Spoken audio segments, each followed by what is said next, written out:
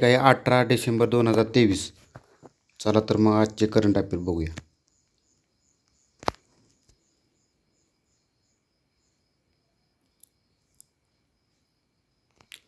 आंबेमोहोर तांदळाची लागवड कुठे केली जाते? मध्य प्रदेशात. तर इथे एक न्यूज आहे. गुलाबी बोंडअळी कशावर पडते? तर कापसावर. जोड्या लावा म्हणून क्वेश्चन विचारतात बघा, कोणत्या पिकावर कोणता रोग पडतो म्हणून. तर लक्षात असून द्या, गुलाबी बोंडअळी कापसावर पडते.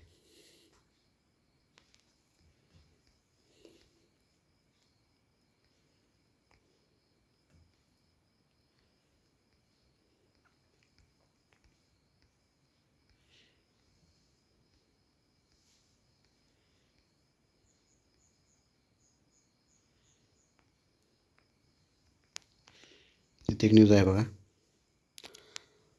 जामिनाचा मुद्दा व्यक्तीच्या स्वातंत्र्याशी निगडीत असल्याचे न्यायमूर्ती C.T. रविकुमार आणि न्यायमूर्ती संजय कुमार यांच्या खंडपीठाने अलीकडे नमूद केले बघा.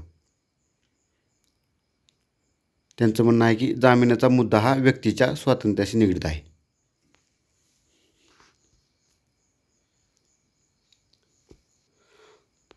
सुरत येथे, कुठं? गुजरातमधील सुरत येथे भव्य असे हिरे बाजार केंद्र सुरू करण्यात आले बघा. सुरुवातीला हे केंद्र आधी मुंबईत होणार होते.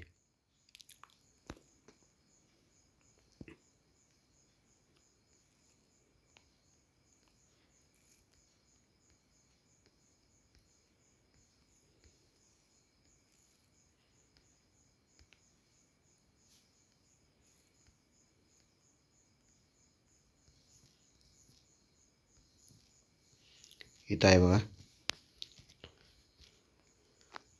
सागरी जैवतंत्रज्ञान, यातलं महत्त्वाची माहिती बघू आपण. जैवतंत्रज्ञान कशाला म्हणतात? तर सजीवांचा म्हणजेच वनस्पती, प्राणी आणि सूक्ष्मजीव किंवा त्यांच्या पेशींचा किंवा त्यांनी तयार केलेल्या पदार्थांचा मानवाच्या भल्यासाठी केलेला उपयोग आणि त्यासाठी वापरलेले तंत्रज्ञान याला जैवतंत्रज्ञान असे म्हणतात. तर सागरी जैवतंत्रज्ञान कशाला म्हणतात? तर सागरातील सजीवांचा माणसाच्या कल्याणासाठी तंत्रज्ञानाच्या सहाय्याने केलेला उपयोग याला सागरी जैवतंत्रज्ञान असे म्हणतात. सध्या प्रचलित प्रतिजैविके जे आहेत ते मातीतील जीवाणू, कवके या गटातील सजीवापासून तयार करतात बघा. उदाहरणार्थ पेनिसिलिन, ट्रेप्टोमायसिन आणि टेट्रासायक्लिन इत्यादी. समुद्रातील सूक्ष्मजीव ही अशी प्रतिजैविके तयार करू शकतात.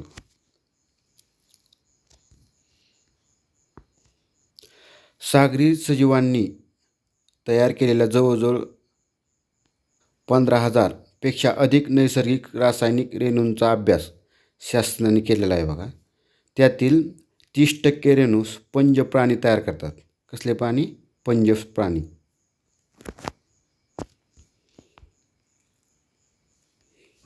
संपादकीयमध्ये काय महत्त्वाचं आहे तेवढं पॉईंट बघू आपण.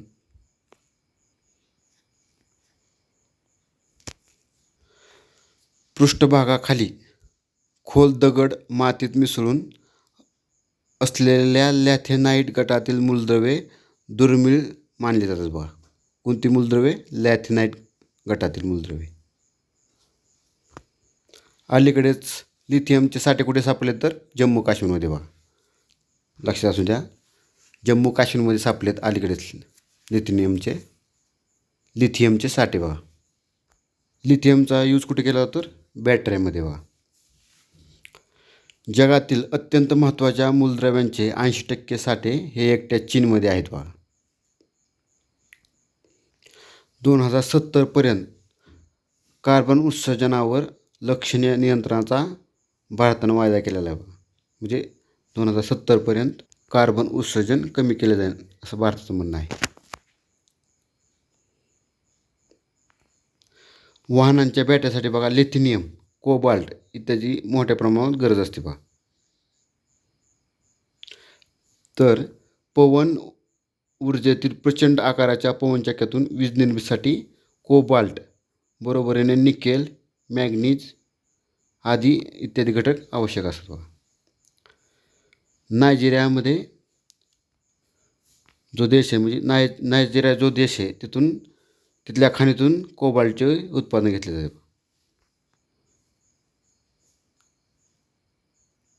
नायजेरिया देशातील खाणीत कोबाल्ट निघते बघा, लक्षात असू दे. इथे बघा, मिनरल्स सिक्युरिटी पार्टनरशिप या अमेरिका केंद्रित करारात भारत पण सामील आहे बघा.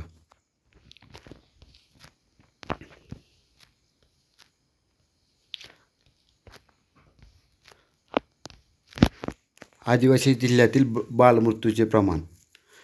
तर आदिवासी जिल्ह्यासाठी कोणत्या कोणत्या योजना सरकारने राबवल्यात तिथे दिलेल्या आहेत बघा. ते आपण बघू. महत्त्वाची योजना, एकात्मिक बालविकास सेवा योजना.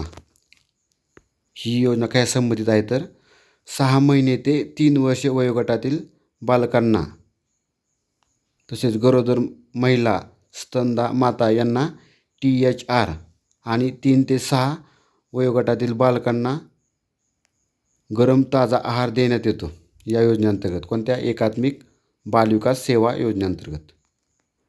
तर आदिवासी प्रकल्पामध्ये भारतरत्न डॉक्टर APJ अब्दुल कलाम अमृत आहार योजना सुरू आहे बघा.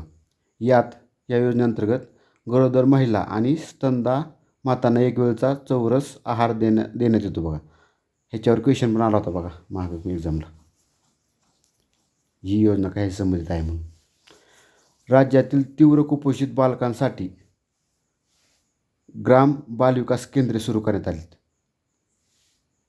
ग्राम बालविकास केंद्रे कशासाठी सुरू करण्यात आलेत? मग राज्यातील तीव्र कुपोषित बालकांसाठी बघा. आणि त्या केंद्रात 3 वेळचा अतिरिक्त आहार आणि आरोग्य विभागामार्फत औषधोपचार करण्यात येतात बघा. आदिवासी उपयोजनेअंतर्गत कार्यान्वित असलेल्या विविध योजनांच्या अंमलबजावणीमध्ये एकसूत्रता आणि प्रभावीपणा आणण्याच्या दृष्टीने सर्व घटक कार्यक्रमांना एकत्र करून नवसंजीवनी योजना 1995 सुरू करण्यात आली बघा. कोणती योजना? नवसंजीवनी योजना 1995.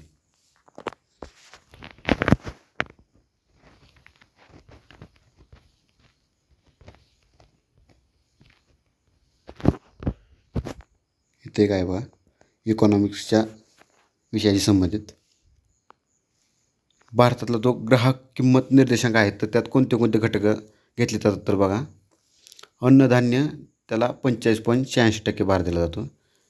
तृणधान्य 9.67%.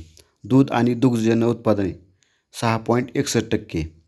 भाज्या 6.4%. मांस आणि मासे 3.36%. तेल आणि तेलबिया 3.56%. दुसरे महत्त्वाचे घटक इंधन, कपडे आणि पादत्राणे, परिवहन, दळणवळण आणि आरोग्य निगा आणि शिक्षण हे घटक घेतले जातात बघा ग्राहक किंमत निर्देशांकात. तर ऊर्जेच्या आयातीवरील अवलंबित्व, शेती क्षेत्रावर मान्सूनच्या पावसाचा अनिश्चित परिणाम, अपुऱ्या पायाभूत सुविधा आणि घसरत्या रुपयामुळे आणि कच्च्या तेलाच्या वाढलेल्या किमतीमुळे वित्तीय तूट वाढत आहे बघा. वित्तीय तूट वाढीची कारणं आहेत बघा.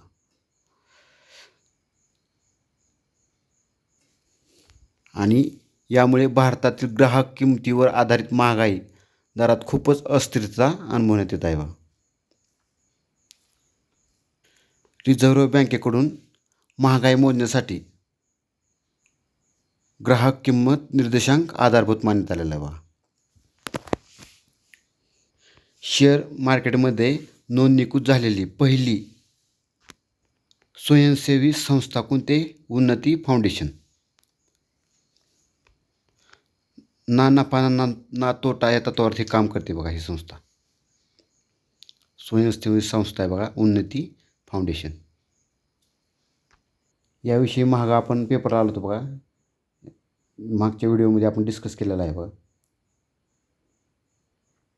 शेअर बाजाराच्या माध्यमातून स्वयंसेवी संस्थेने पैसा उभारण्याचा प्रयोग कुठल्या देशात करण्यात आला होता बघा ह्या अगोदर?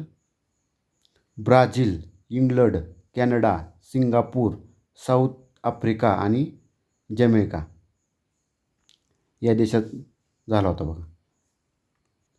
त्यात कॅनडा, जमैका आणि सिंगापूर या देशात या संस्था आणि टिकून आहेत बघा. पण इतर देशात मात्र सोशल टॉक एक्सचेंज आता बंद झाले.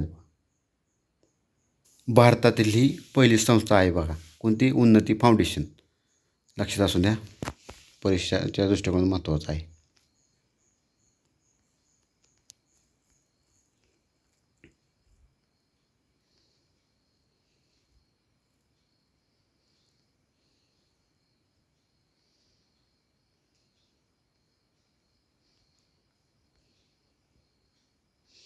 चला तर मग आज एवढ्याच महत्त्वाच्या न्यूज होत्या. धन्यवाद.